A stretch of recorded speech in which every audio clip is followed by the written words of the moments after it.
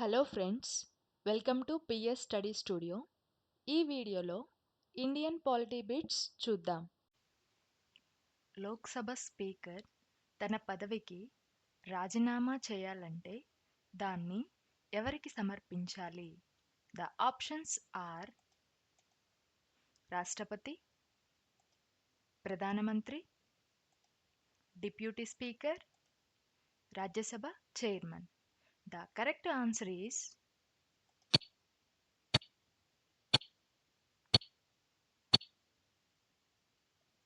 Deputy Speaker. The next question is,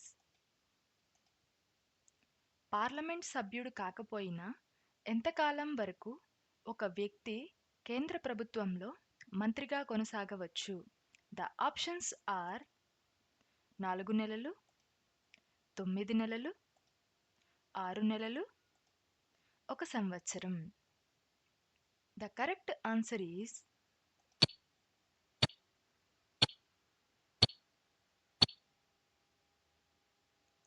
6 నెలలు. The next question is, habeas corpus అనే మాటకి దేనితో సంబంధం ఉంది? ద ఆప్షన్స్ ఆర్ న్యాయం లేదా చట్టం, వైద్యం, జీవశాస్త్రం, జన్యుశాస్త్రం. ద కరెక్ట్ ఆన్సర్ ఈస్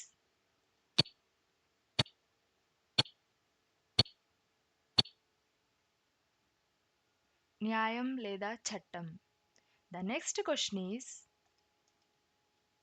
ఏ కాలంలో ఎన్ సంజీవరెడ్డి లోక్సభ స్పీకర్గా ఉండెను?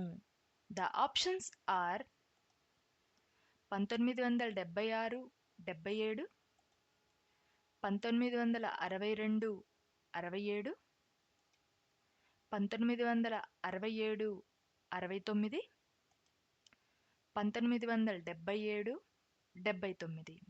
The correct answer is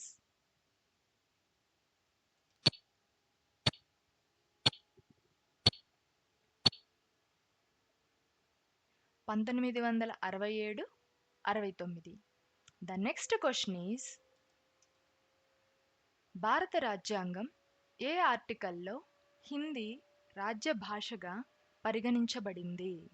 the options are article 340, article 343, article 346, article 326.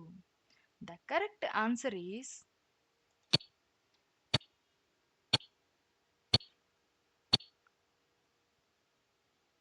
Article 343.